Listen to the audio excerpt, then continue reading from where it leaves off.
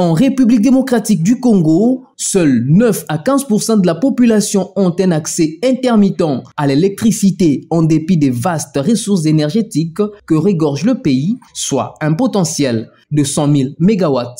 Quelle solution alors pour permettre à toute la population congolaise d'avoir l'accès à l'électricité? Cette question a été abordée ce mercredi lors de la présentation de la plateforme Congo Epela, une plateforme numérique développée par Resource Matters et ses différents partenaires. L'objectif poursuivi à travers la conception de Congo Epela est de présenter les sites hydroélectriques, éoliens et solaires existants et potentiels dans l'ensemble du pays, afficher l'accès à l'électricité des zones peuplées à travers le pays ainsi que la demande d'électricité par province et par zone peuplée et montrer enfin les solutions les plus économiques pour électrifier chaque coin du pays. C'est un outil d'aide à la décision pour permettre aux citoyens, aux institutions publiques, aux investisseurs, à tous ceux qui veulent électrifier ces pays, de pouvoir disposer des éléments dont ils ont besoin, mais aussi d'une solution qui coûterait la moins chère pour pouvoir apporter de l'électricité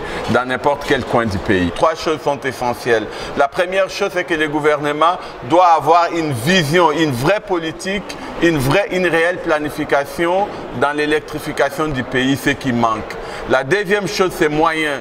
Il faut des investissements, qu'ils soient publics ou privés, et que ces investissements, le gouvernement doit mettre en place des mesures qui accompagnent ces investisseurs pour développer leurs entreprises. Et troisième chose, évidemment, c'est la volonté de former des ingénieurs, des techniciens, des personnes capables de mettre en œuvre cette vision et cette politique. Congo Epela se présente comme un véritable outil de plaidoyer pour l'électrification de l'ensemble du territoire national. La Fédération des entreprises du Congo qui a pris part à cette cérémonie s'engage à apporter son accompagnement à cette plateforme afin de permettre à l'ensemble du pays d'être électrifié. Nous, comme secteur privé, je voudrais le clarifier, nous développons déjà nous-mêmes des projets de grande taille. Hein. Si on prend un peu l'expérience qu'il y a par exemple déjà à l'est du pays, dans la province du Nord Kivu, nous avons des projets respectifs qui dépassent chacun 100 MW. Mon propre projet avec mes associés qui s'appelle Tembo Power est de 115 MW dans la province du Lualaba. Nous nous sommes dit, à partir du moment où il y a une loi qui a libéralisé le secteur, il était très important pour qu'il y ait quand même des capitaines d'industrie congolais qui se jettent aussi à l'eau et qui voient un peu dans quelle mesure on peut aller de l'avant.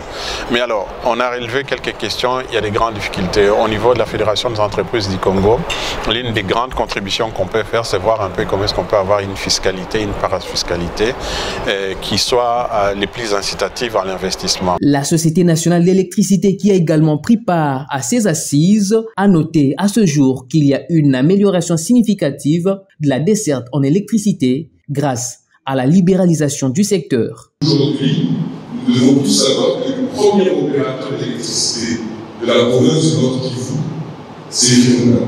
C'est lui qui a 24 000 clients, c'est lui qui a des centrales qui produisent localement dans la province de Nord Kivu, c'est lui qui a le plus grand réseau de transport. Et vous devez savoir une particularité, c'est qu'aujourd'hui, dans la ville de Goma, il y a 3 réseaux de tension de distribution. Il y a Virunga exposé avec du 33 kW, 33 000 watts. Il y a la SEI avec du 20 000 et du 6 600. Et puis il y a Congo avec du 11 kW. Le professeur parlait des normes. La loi dit que les équipements doivent pouvoir interagir les uns avec les autres. L'interopérabilité. Comment on peut expliquer à la communauté électrotechnique internationale au Congo, il y a une ville où on a 4 réseaux de tension de distribution différents qui ne se parlent pas. Notez que la plateforme Congo Epela est le fruit d'un travail d'environ 3 ans abattu par Resource Matters, les réseaux Mwangaza et les membres des Core Group, qui est un groupe composé d'experts venus des différents ministères et institutions nationales qui travaillent sur les questions énergétiques. On va l'utiliser pour les